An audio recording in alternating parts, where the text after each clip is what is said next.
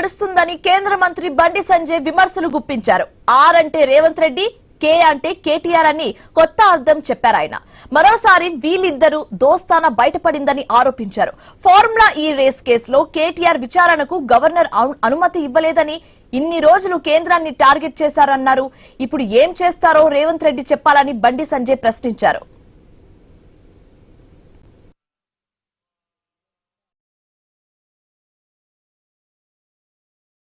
ముఖ్యమంత్రి సమాధానం చెప్పాలి. ఏం చేస్తారన్నది గవర్నర్ ఆమోదం పర్మిషన్ ఇవ్వద్దని కాంగ్రెస్ పార్టీ కోరుకున్నది.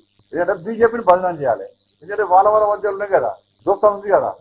2 సంవత్సరాలే రాష్ట్ర ముఖ్యమంత్రి గారు ఏమన్నారు, ఎన్నికలకు రాకముందు మొత్తం ఉన్న రికవరీ చేస్తా, ఆస్తులు జప్తు చేస్తా, దున్నిస్తా, కేసీఆర్ కుటుంబాన్ని జైలుకి పంపుతా అన్నాడు.